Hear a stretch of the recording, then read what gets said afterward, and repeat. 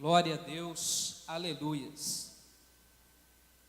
Diz assim a palavra do Senhor: passadas estas coisas, havia uma festa dos judeus e Jesus subiu para Jerusalém.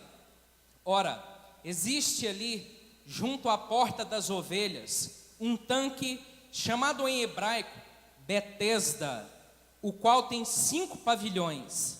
Nestes jazia uma multidão de enfermos, cegos, coxos, paralíticos, e esperando que se movesse a água, porquanto um anjo descia em certo tempo, agitando-a, e o primeiro que entrava, uma vez agitada a água, sarava de qualquer doença que tivesse.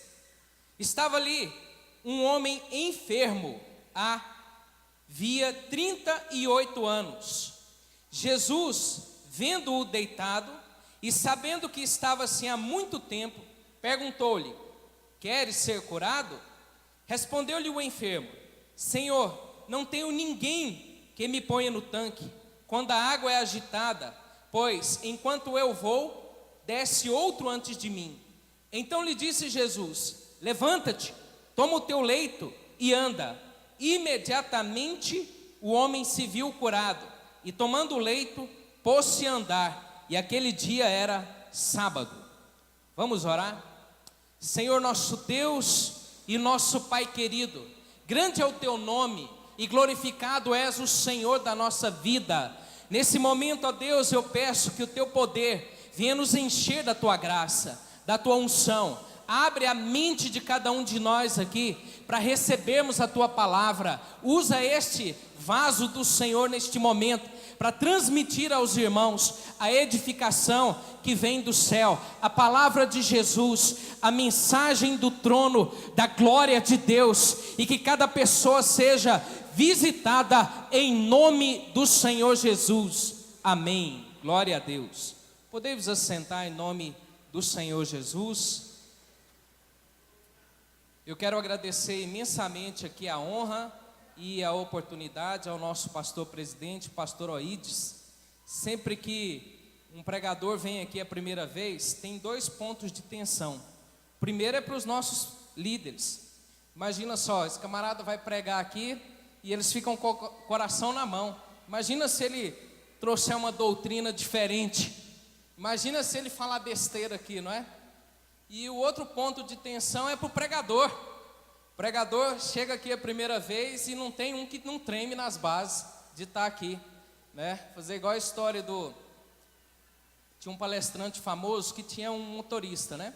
E esse palestrante viajava o mundo inteiro, fez aquela mesma palestra umas 300 vezes. E um dia, cansado já de palestrar, ele falou para o motorista dele, falou assim: olha, você que vai palestrar hoje. Aí ele falou assim: mas eu? Você já viu essa palestra 300 vezes. Você é igual mulher de pastor pregador itinerante. Já viu a mesma pregação 300 vezes. Falou: tá bom então. Aí ele o palestrante vestiu de motorista, e o motorista vestiu de palestrante e foi. Seguramente subiu lá na tribuna, declarou a palestra, mas numa perfeição, e ele se sentiu tão bem com aquilo, e quando ele vai saindo, alguém da plateia diz assim: eu quero fazer uma pergunta. Aí ele tremeu na base, falou: agora enrolei, né? E aí nesse momento que a pessoa fez a pergunta, ele falou assim: olha, essa pergunta é tão fácil que eu vou passar para o meu motorista responder. Então, se no final das contas alguém tiver alguma pergunta, tá cheio de motoristas aqui, ó. Glória a Deus. Amém, irmãos? Irmãos, alguém aqui já ouviu falar de Anicuns? A cidade de Anicuns? Será que sai alguma coisa que presta de lá? Não se sinta ofendido não, sou eu, viu? Sou de Anicuns. Quando você chega em Anicuns, a primeira coisa que você vê lá na entrada da cidade, por Goiânia, é um gigante touro, um boi de ouro. Alguém já viu o boi de ouro de Anicuns? Ó, tem gente que já passou por Anicuns, ó. E aquele boi de ouro, ele é de uma lenda, de um folclore dos índios, chamados Guanicuns, que naquela época disseram que havia um boi de ouro enterrado lá na cidade. E disseram até que já foi encontrado o rabo dele. E lá no meio da cidade abriu uma mineradora. Não sei se foi em busca do boi de ouro ou se é atrás de ouro. E lá na minha família todo mundo era garimpeiro, até eu já fui garimpar, né? Todo mundo na esperança de encontrar o boi de ouro. Há muitas promessas nesse mundo, muitas lendas, muitas invenções, muitas trapaças, muitas coisas que vêm para enganar as pessoas, para levar elas para um outro caminho que não é o caminho da verdade. Como há algumas coisas nesse texto aqui que eu vou explicar para você. Por exemplo, nós vemos aqui, se você sai na rua, qualquer dos postes aí, você vai encontrar lá: amarramos amor, traga o seu amor de volta em 3 dias úteis, não é? Você vai andando por aí, você vai encontrando muita ludibriação, profissionais que se intitulam personal trainers, que nunca puseram o pé numa escola de educação física. Você vai encontrar médicos que nunca fizeram curso de medicina. Há poucos dias lá em Jataí teve uma turma presa lá, porque compraram o diploma, compraram o vestibular para entrar. Há muita trapaça, muita lenda, muita mentira. Me lembro de uma época que o pessoal vendia curso de psicanálise. Alguém lembra disso? Você comprava lá 24 apostilas, e aí você era psicanalista a partir de agora. E aí você podia abrir o consultório e continuar lá enganando as pessoas. Outro dia eu estava andando ali na Goiás, e passo lá vendo um raizeiro, e lá o raizeiro colocou lá uma garrafa, né? E estava escrito lá: cura todo tipo de câncer. Pensei, está aqui o Albert Einstein, ninguém sabia desse homem? Meu Deus do céu! Como diz no texto aqui, ó, que curava todo tipo de doença. Nós andamos por aí, vamos vendo, olha, nós estamos sendo muito enganados. E quando você pensa assim, chegamos no inferno, você descobre que o inferno tem porão. Por exemplo, uma clínica clandestina, e todas são, porque nenhuma tem autorização de aborto. Essas clínicas, a pessoa vai lá e ela então vai se submeter ao aborto. As pessoas que ali tiram o feto dela sequer são médicos e nem mesmo enfermeiros. Nós estamos numa situação terrível, onde há enganação por todos os lados. O meio religioso então, meu Deus do céu, cada um pregando alguma coisa diferente daquilo que é a palavra do Senhor. E quanto mais as pessoas sofrem, mais elas são levadas a esses enganos, a essas mentiras. Por exemplo, se você passa por uma dificuldade financeira, você então começa a procurar essas coisas, esses golpes, bilhete premiado, empréstimos sem juros, tudo mentira para enganar as pessoas. Nesse texto aqui também nós vemos que havia um local ali, chamado Poço de Betesda. Betesda, a palavra no hebraico, Bet, casa, e Esda, significa graça ou misericórdia. Casa de graça ou misericórdia. Guarda isso daí. Nesse lugar onde as pessoas procuravam graça e misericórdia, se você continuar lendo o texto, você vai ver também uma lenda. Essa lenda, e é lenda porque ela não se encontra nos melhores originais, está aqui entre colchetes. Porquanto um anjo descia de tempos em tempos e agitava a água. E quando o anjo agitava a água, o primeiro que ali entrasse era curado. Agora você imagina só, se nesses hospitais públicos as pessoas estão lá fazendo fila, sequer sabe se vai ter consulta. Imagina quantas pessoas não havia nesse lugar. Mas tudo isso daqui não passa de uma lenda. Era uma lenda o que havia ali naquele lugar. E naquele lugar os sofredores se aproximavam, chegavam até ali para procurar uma saída, para procurar uma cura, para procurar uma mudança na sua vida. Assim como hoje as pessoas também estão fazendo isso. Você veio até aqui hoje para procurar uma cura, uma saída, uma melhora. E eu quero, nessa mensagem de hoje, que Deus me deu uma palavra dizendo: casa de miséria ou de misericórdia? Casa de miséria ou de misericórdia? Qual você vai escolher? Quem veio aqui hoje escolheu a casa de misericórdia, porque esse lugar é o lugar que Deus opera as suas bênçãos. Tem algum lugar que Deus não opera? Sim. no mundo da enganação, no mundo das mentiras, no mundo onde as pessoas estão por aí sendo subjugadas, humilhadas, sendo enganadas por outras pessoas, entregando a sua vida, porque quando a pessoa, irmão, eu entendo bem isso, quando a pessoa não tem saída na sua vida, quando a pessoa não encontra a cura para a doença que está definhando a vida dela, quando a pessoa não encontra uma saída financeira, ela acredita em qualquer coisa, ela tira a fé que ela tem em Deus e entrega a qualquer mazela, entrega a qualquer enganação, entrega para as coisas que não prestam. E quando você procura por essas coisas, só vem tristeza. Ora, que tristeza! Imaginem só, irmãos, que concurso mais difícil. Tem irmãos concurseiros aqui, com certeza, né? Que concurso mais difícil, uma pessoa ser curada, onde só um que fosse o primeiro ali seria curado. E para esse homem que é a personagem central desse texto, pior ainda, o texto diz que ele era enfermo, não diz que ele era paralítico, mas como ele ficava deitado, a palavra para enfermo para ele lá no original é aquele que fica deitado, então é bem provável que fosse mesmo paralítico. Agora um paralítico sentava lá diante do poço e ficava olhando para lá, e quando o anjo supostamente balançava aquela água, pessoas passavam correndo ali, pisoteavam ele e passavam na frente dele, e há 38 anos ele estava na casa de miséria. As pessoas que estão entregando sua vida a essas coisas que não tem sentido, quer ficar rico da noite para o dia, envolvendo com coisa ilícita, quer ser curado com um milagreiro que apareceu por aí, quer ter uma resposta para o casamento, com um jogador de búzio, com um astrólogo, com essas pessoas que vêm trazendo essas mentiras. Eu digo para você, você vai se afundar cada vez mais na casa da miséria, mas se você sair desse lugar e voltar para Deus, e vir para a igreja, e andar no caminho de Deus, e buscar o Senhor, aqui é a casa da misericórdia, aqui é a casa da bênção. É aqui que Deus quer realizar uma obra maravilhosa na nossa vida. É aqui que o Senhor quer levantar a nossa vida. É aqui que o Senhor quer nos tirar do fundo do poço, nos tirar daquele lugar terrível. O poço de Betesda, meus irmãos, era uma piscina de mais ou menos 600 a 800 metros quadrados. Era um lugar onde ali em Jerusalém, que era dominada pelo Império Romano, tinha os romanos que adoravam os seus deuses. E dizem os historiadores que por cima do poço de Betesda havia alguns santuários. Esses santuários tinha ali um deus chamado Serapis Asclepios, nome difícil, né? Mas quem conhece a medicina e também a farmácia sabe que tem um símbolo, que é um cetro com uma cobra, uma serpente enrolada nele. É esse Deus, depois procura saber dele. Serapis Asclepios. Esse Deus era o Deus da cura para os romanos. Ali naquela água, que se você conhecer vai ver que é pior do que se imagina.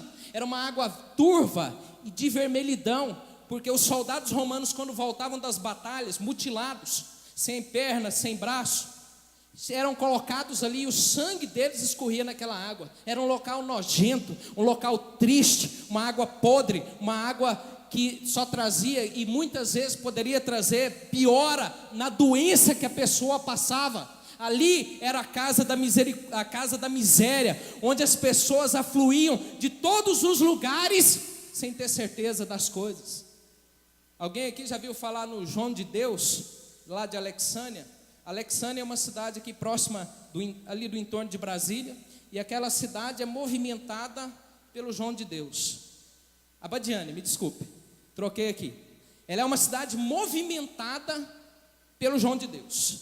Ali, se ele não estiver naquela cidade, como ele esteve internado há um tempo atrás, a cidade para. Taxista não tem corrida, não vem ninguém dali daquele lugar, porque as pessoas afluem do mundo inteiro para lá, da Europa, da Ásia, vem para ali para buscar cura, porque acredita que aquele lugar vai ter uma cura, ali vai acontecer alguma coisa. Mas as pessoas entram ali doentes, saem doentes, continuam doentes e não tem solução.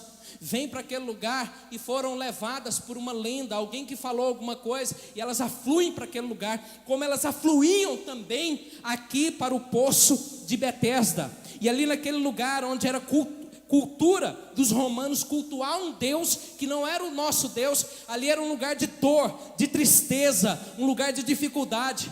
Como pode um paralítico correr lá, naquele lugar, para ser curado?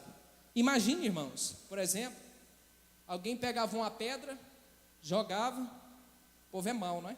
Está achando que o povo é bonzinho lá?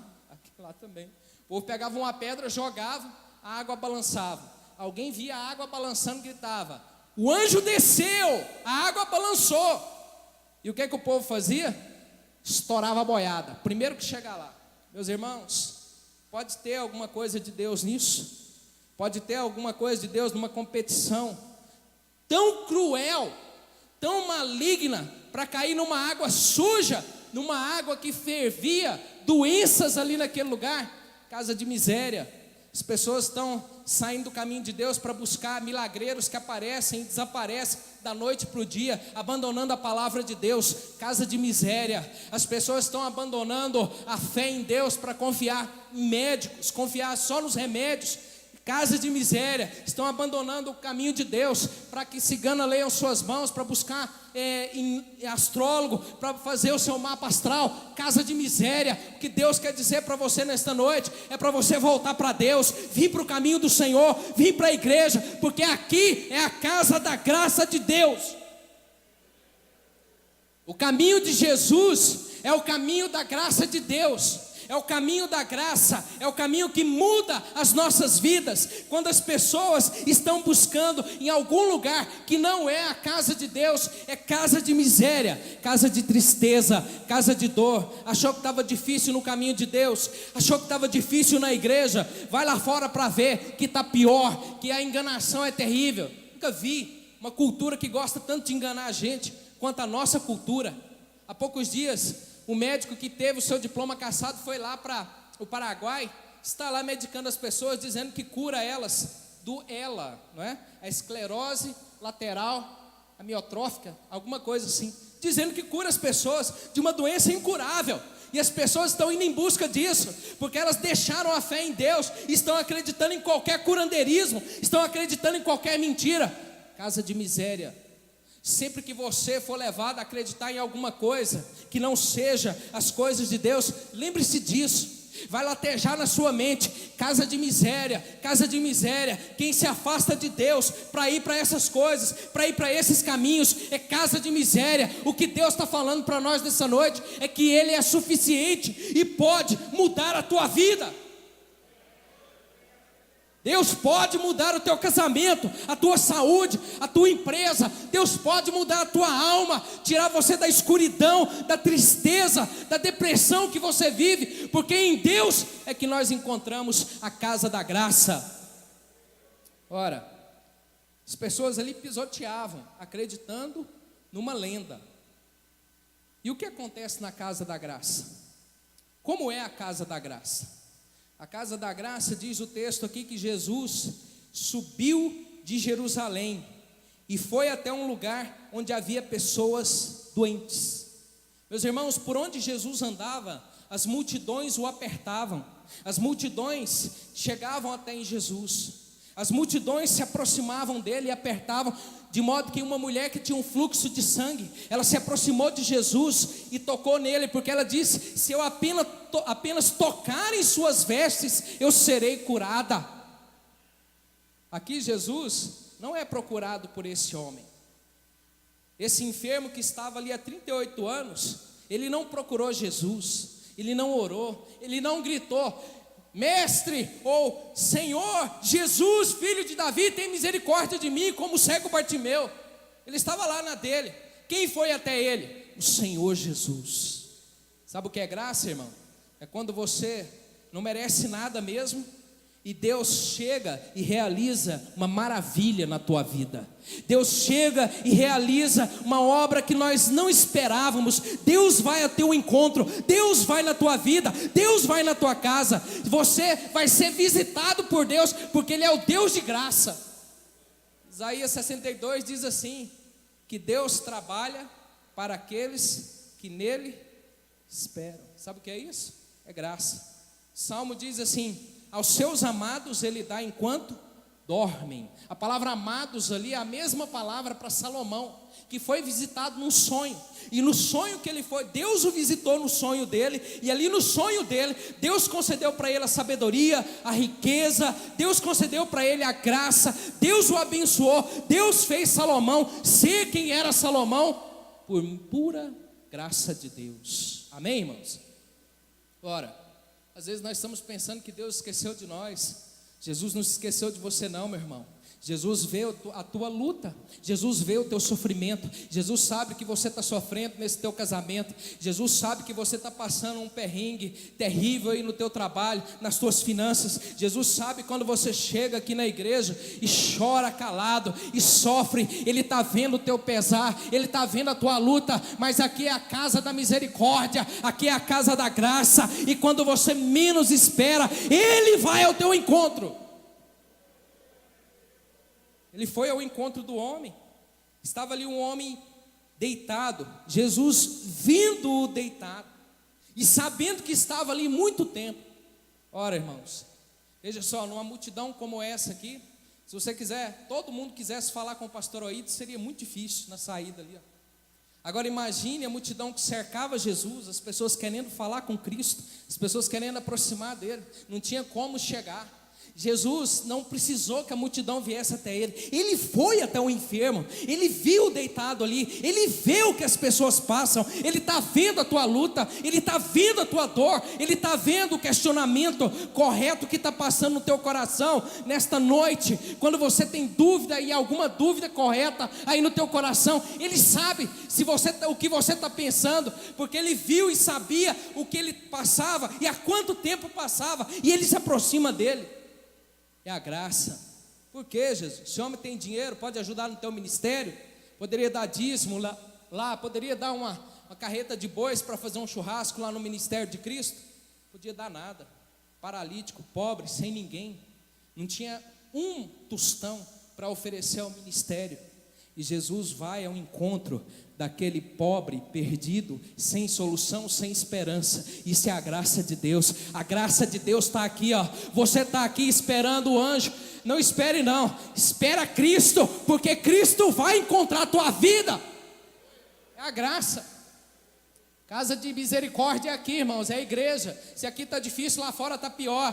Você correu para cá, você está no lugar certo. Andar no caminho de Deus é o melhor lugar. Jesus então vê esse homem e aproximar dele, ele faz uma pergunta que nós pensamos assim, mas que loucura, né? Uma pergunta como essa. Queres ser curado? Há 38 anos o homem estava doente. O homem estava ali esperando a vez dele. E ele pergunta isso. Sabe por que ele pergunta isso? Porque ele sabia a resposta. Ele não responde nem sim, nem não. Ele não responde nem sim, nem não. A resposta que ele dá aqui: eu não tenho ninguém. As pessoas às vezes estão esperando na graça de Deus, mas culpando as pessoas. Eu não tenho ninguém, eu não tenho dinheiro. As pessoas não olham para mim, eu sou pobre. As pessoas, minha esposa me abandonou, meus filhos não gostam de mim, meus pais não existem mais. E ele ficava então culpando as pessoas. Ao ser perguntado se queria ser curado, ele põe a culpa nos outros. Ele não olha para ele, ele não olha para Deus. Quando Deus vem até a sua vida, se você entrou aqui nessa igreja, nesta noite, lamuriando, reclamando, murmurando, você vai lembrar que quem murmura ora ao diabo. Nós temos é que dar graças a Deus, nós temos que elevar a Deus, nós temos que glorificar o nome do Senhor. Jesus pergunta a ele, porque ele quer ir na alma desse homem e curar também a alma dele. Não adianta curar o corpo se a alma não é curada. Quando ele começa a lamuriar, reclamar da vida, não tem ninguém. Quando balança a água, um vai na minha frente, enquanto eu vou, desce outro antes de mim. Ele começa a reclamar. Quantas pessoas não estão aqui esperando a graça de Deus num bem material, numa coisa física, para a cura de uma doença mesmo, mas a sua alma é que precisa ser curada nessa noite. A sua alma é que precisa ser tratada pelo Senhor. O Senhor Deus quer curar a tua alma, transformar o teu coração, transformar a tua vida por dentro nessa noite. A alma que chora, que lamenta, que é autopiedosa, cheia de autocomiseração, cheia de reclamação, precisa ser lavada, precisa ser curada. Por isso Jesus pergunta para ele: queres ser curado?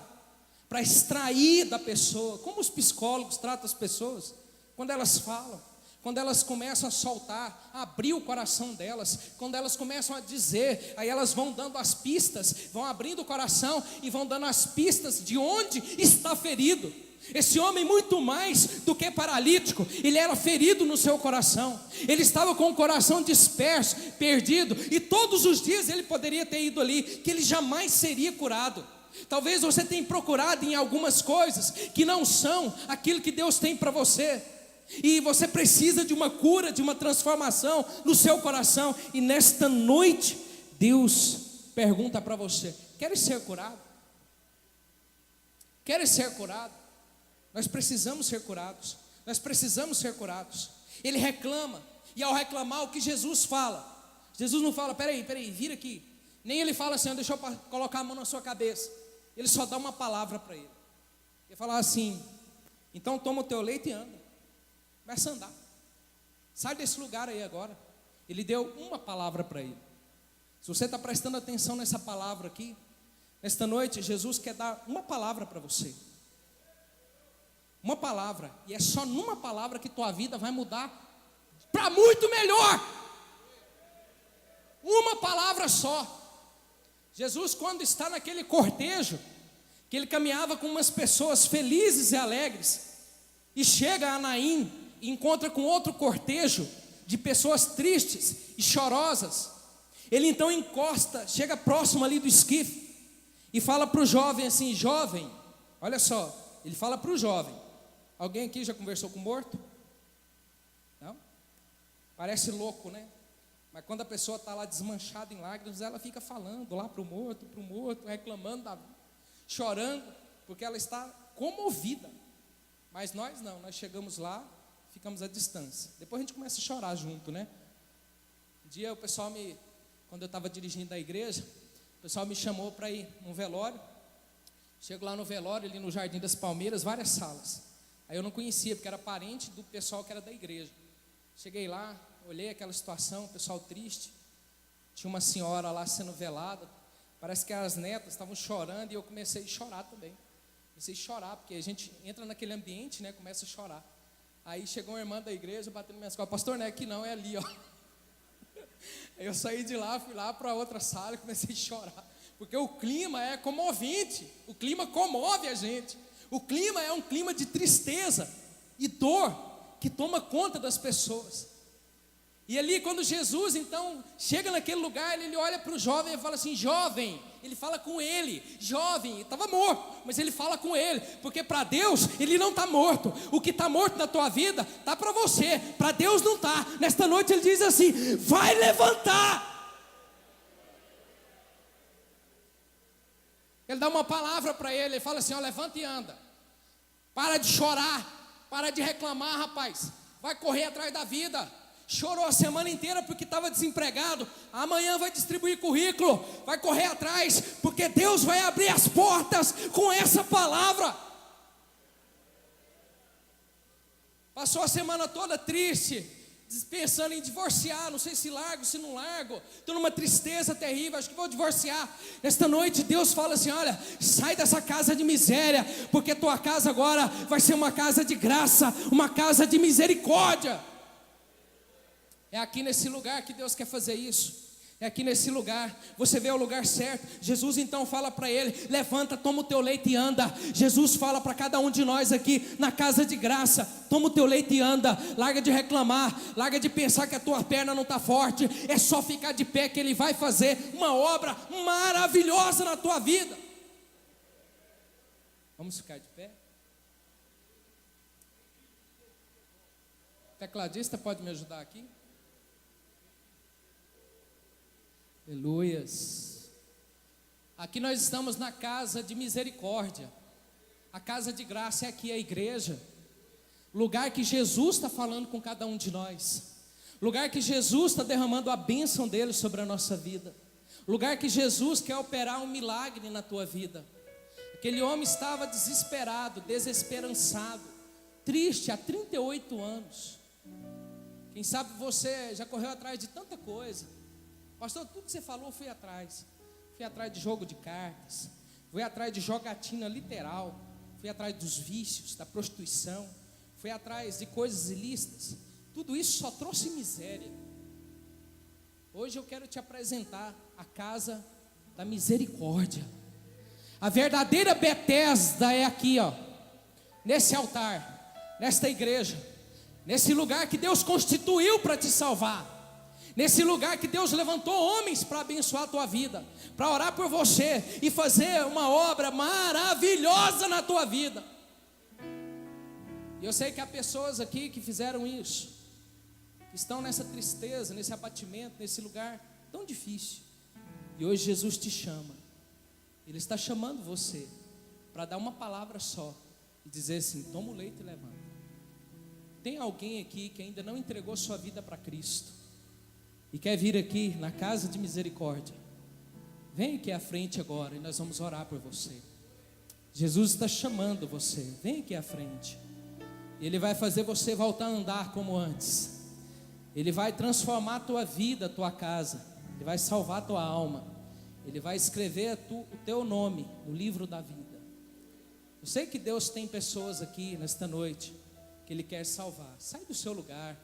Vem aqui à frente agora, para nós orarmos por você, para que Deus escreva o teu nome no livro da vida. Tem uma pessoa para Cristo aqui nesta noite? Tem uma pessoa que quer entregar sua vida para o Senhor? Tem uma pessoa vindo aqui? Já tem uma, pode glorificar a Deus, aleluia. Mas eu sei que tem mais. Eu sei que há vidas aqui que querem entregar para o Senhor, porque estão cansados da casa de miséria, estão cansados da perdição. Toda vez vai um na tua frente, mas hoje, aqui está aberto, não tem concurso. É só você vir, que Deus vai exercer a misericórdia na tua casa. Ali estão vindo mais alguns também, mas Deus está chamando você. Você que ainda não entregou sua vida para Cristo, você que não tem andado no caminho de Deus, nem andado em igreja alguma, hoje é o dia. Aqui é a casa da misericórdia, a casa da graça. Deus tem graça para a tua vida. Vem aqui à frente agora, e o Senhor vai fazer uma obra maravilhosa na tua vida. Tem alguém aqui? Lá atrás, mais alguém? Oh, aleluia, Senhor, salva almas, salva vidas aqui neste lugar. Glória a Deus. Quero devolver aqui para o nosso presidente, para que conclua com a oração. Aleluia.